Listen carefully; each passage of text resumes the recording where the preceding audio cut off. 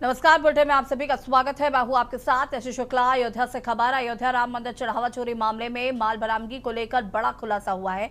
सबसे अधिक 20 लाख कैश अविनाश शुक्ला के पास से मिला है। 1,121 डॉलर यानी कि करीब 1,06,000 रुपए और सोने चांदी की ज्वेलरी भी बरामद हुई है।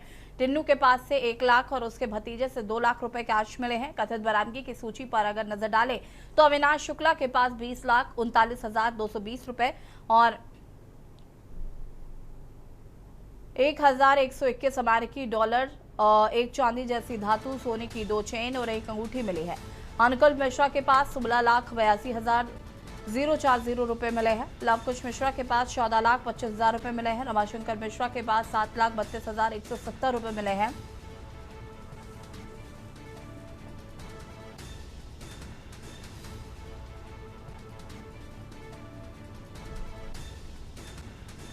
रामशंकर यादव टिन्नू के पास 1 लाख रुपए मिले। करुणेश पांडे के पास 18,07,063 रुपए मिले हैं। मनीष यादव के पास 2 लाख रुपए मिले हैं। कुल बरामदगी 79,85,000 रुपए की हुई है और 1,121 डॉलर के अलावा आभूषण भी बरामद हुए हैं।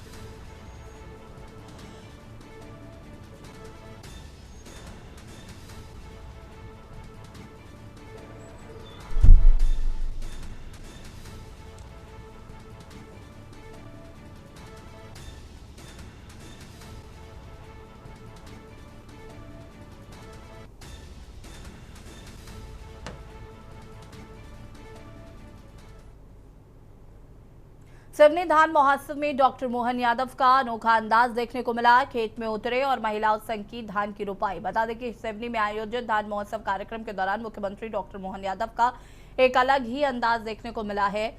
सिवनी के माने गांव स्थित खेतों में पहुंचकर उन्होंने महिलाओं के साथ धान की रोपाई की है और खेती किसानी से सीधे जुड़कर ग्रामीणों का उत्साह बढ़ाया। इस दौरान महिलाएं उन्हें भाई मानते हुए आशीर्वाद भी दिया। कार्यक्रम में ग्रामीण परंपरा, कृषि संस्कृति और लोक सहभागिता का सुंदर संगम देखने को मिला, जहां मुख्यमंत्री ने खुद खेत में उतरकर धान की रोपाई की और किसानों से बातचीत भी की।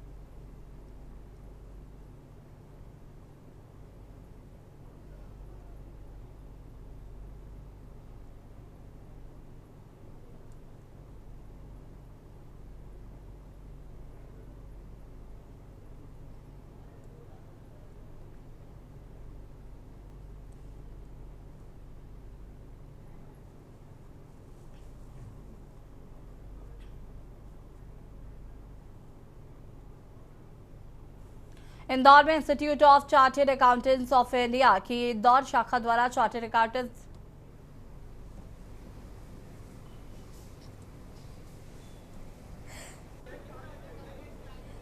अकाउंटेंट दिवस के अवसर पर सामाजिक सरोकारों से जुड़े विभिन्न कार्यक्रमों का आयोजन किया गया। इस दौरान रक्तदान शिविर और निःशुल्क मल्टी स्पेशलिटी स्वास्थ्य परीक्षण शिविर आयोजित कर समाज सेवा का संदेश दिया गया है। कार्यक्रम में मुख्य अतिथि सीए अग्नेश देसाई, पूर्व राष्ट्रीय अध्यक्ष सीएम मनोज फडणवीस और पूर्व रीजनल अध्यक्ष सीए विकास जैन विशेष रूप से उपस्थित रहे।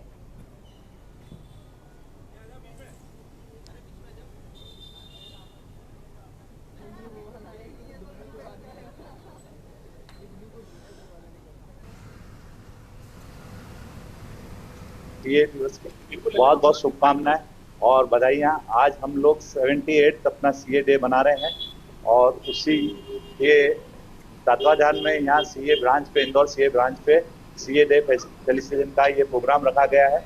अभी हमारे कुछ सीए साथी लोगों का सम्मान नगर निगम में महापौर जी भी करने वाले हैं। 11 बजे का प्रोग्राम है। जी सर, क्या कहना चाहेंगे आप सीए डे? सीए डे 1 जुलाई को मनाया जाता है। सीए डे की आप सभी को हार्दिक शुभकामनाएं एवं बधाई। भारत के चार्टर्ड अकाउंटेंट्स न केवल पूरे देश में बल्कि पूरे विश्व में बहुत ही प्रतिष्ठित है, बहुत ही ट्रस्टेड है।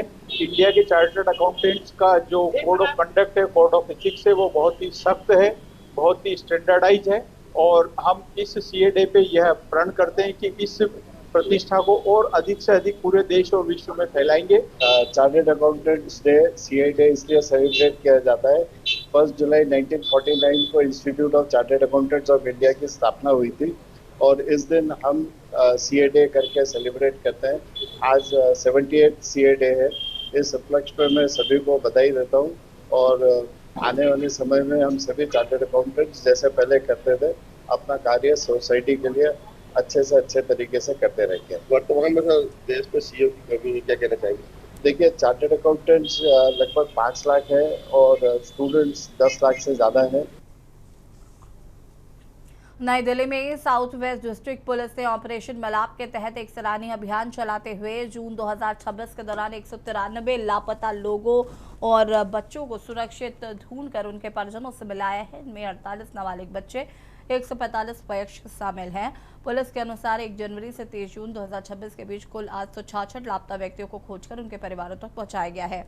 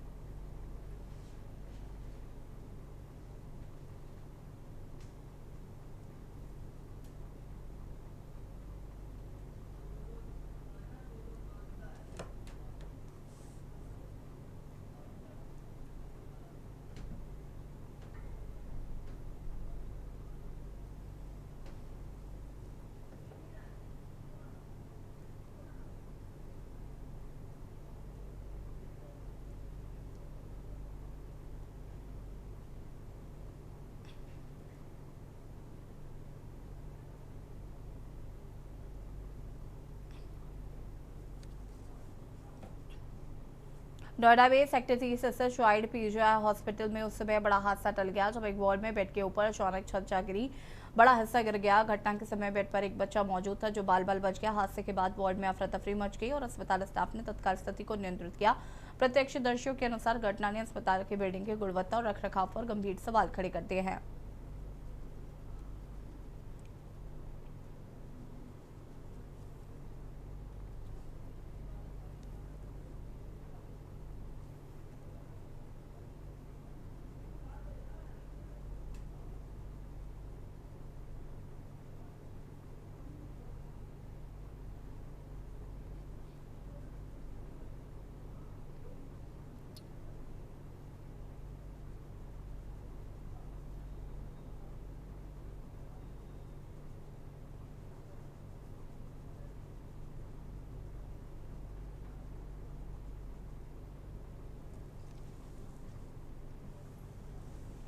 संभल में नगर पालिका परिषद संभल के सामने आए 100 करोड़ रुपए के अधिक से सरकारी भूमि घोटाले में पुलिस ने बड़ी कार्रवाई करते हुए तत्कालीन अधिशासी अधिकारी और वर्तमान में शाहजहांपुर के सहायक नगर आयुक्त राजकुमार गुप्ता को गिरफ्तार कर लिया है। आरोपी की सरकारी भूमि को फर्जी दस्तावेजों के जरिए अवैध रूप से बेचकर भूमाफियाओं को फायदा पहुंचाया गया, जिससे सरकारी खजाने को 100 करोड़ रुपए से अधिक का नुकसान हुआ है।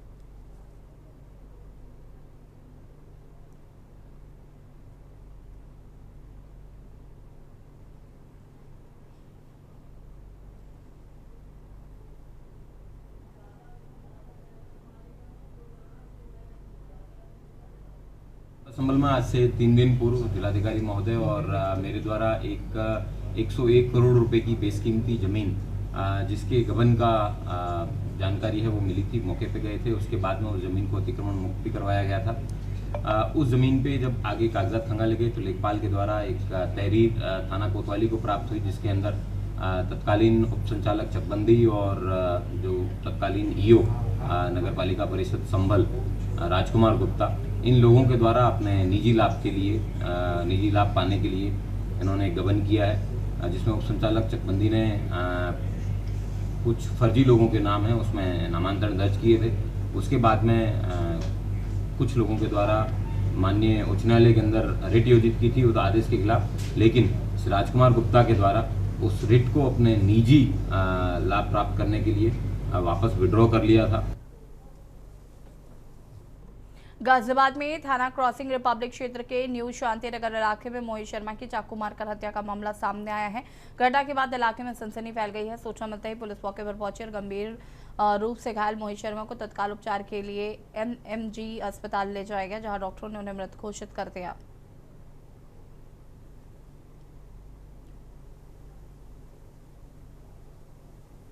आज दिनांक 2/7/2026 को सुबह 3:30 बजे थाना क्रॉसिंग रिपब्लिक के न्यू शांति नगर एरिया में एक 112 पर की सूचना प्राप्त हुई कि एक व्यक्ति मोहित शर्मा को कुछ व्यक्तियों के द्वारा चाकू मार दिया।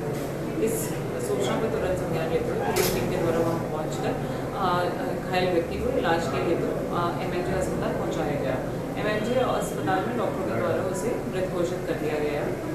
इसमें प्रारंभिक जांच में ये पता चला कि मोहित शर्मा के बाकी दोस्तों के साथ उसके साथ पहले भी लड़ाई हुई थी और कल रात को पार्टी करते हुए नशे की हालत में गाली गलौज करते हुए यहाँ पुनः लड़ाई हुई और उसी में गाली गलौज के बाद इसे चाकू मार दिया गया, जिसके दौरान इसकी मृत्यु हो गई। परिवारजनों द्वारा तहरीर प्राप्त कर सुसंगत धाराओं में अभियोग पंजीकृत किया जा रहा है। अभियुक्तों को हिरासत में ले लिया गया है और अग्रिम वैधानिक कार्रवाई की जा रही है। मुरादाबाद में दिल्ली रोड स्थित Kanhaiyalal private limited export factory में बुधवार देर रात भीषण आग लगने से हड़कंप मच गया है। आग के लपटे और धुएं का गुबार दूर दूर तक दिखाई दिया, जिससे आसपास के लोगों में अफरा तफरी का माहौल बन गया। सूचना मिलते ही फायर ब्रिगेड की हाथों दर्जन से अधिक गाड़ियां और पुलिस प्रशासन के अधिकारी मौके पर पहुंचे तथा आग पर काबू पाने के लिए युद्ध स्तर पर राहत एवं बचाव कार्य शुरू किया गया।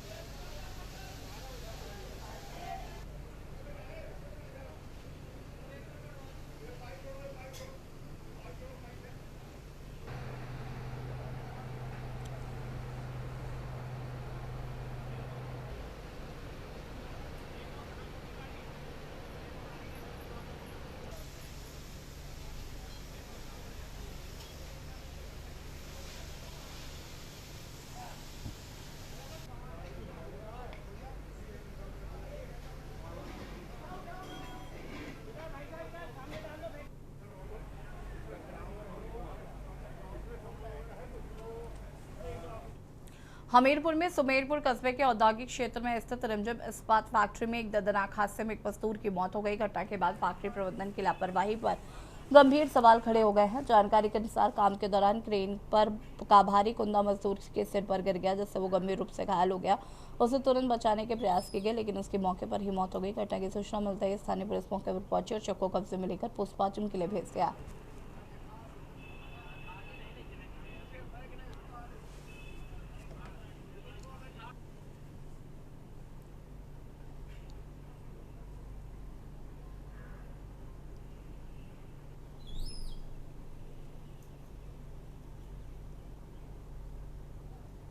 ये पहनोई साहब थे और यहाँ फैक्ट्री में वो काम करते थे और कम से कम 8-9 वर्षों से काम कर रहे हैं फैक्ट्री में। यहाँ पर बताया इनको जब ले जाए यहाँ से ले जाकर सीधे जिला चिकित्सालय हमीरपुर में इनको भर्ती करने के लिए ले गए, और लेकिन वो यहीं ख़त्म हो गए थे। वहाँ फॉर्मेलिटी करने के लिए यहाँ से ले गए हैं और बिना सेफ्टी के, कोई भी सेफ्टी नहीं है इस फैक्ट्री में मज़दूरों के लिए, ना कोई सेफ्टी है, ना यहाँ कोई सुविधा है। मज़दूरों को मौत हो जाती है तो उनको ले जाकर जिला चिकित्सालय में फेंक दिया जाता है।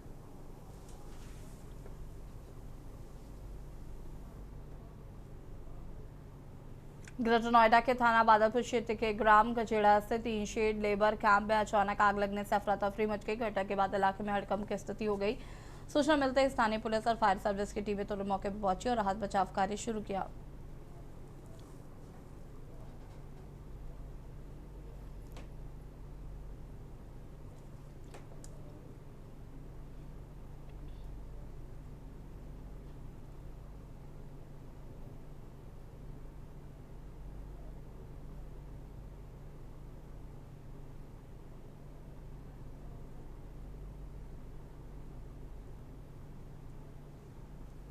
दस 10:50 पे फायर सर्विस कंट्रोल रूम को कादलपुर गांव है, कचेड़ा थाना बादलपुर पड़ेगा, यहाँ पे झुग्गियों में आग लगने की सूचना प्राप्त हुई।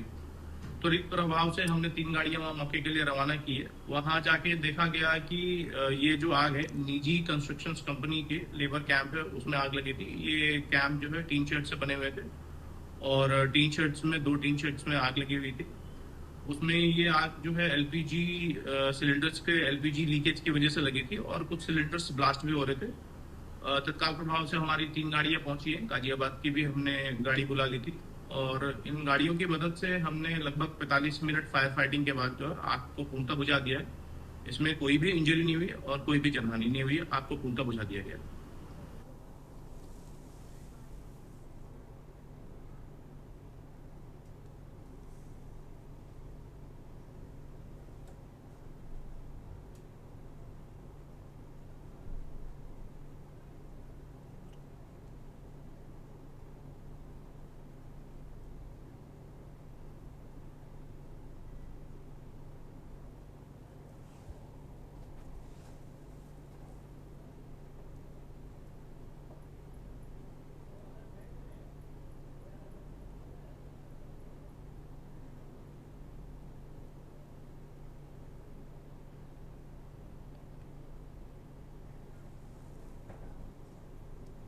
और बटन में फिलहाल इतना ही। देखते रहिए न्यूज़ इंडिया। नमस्कार।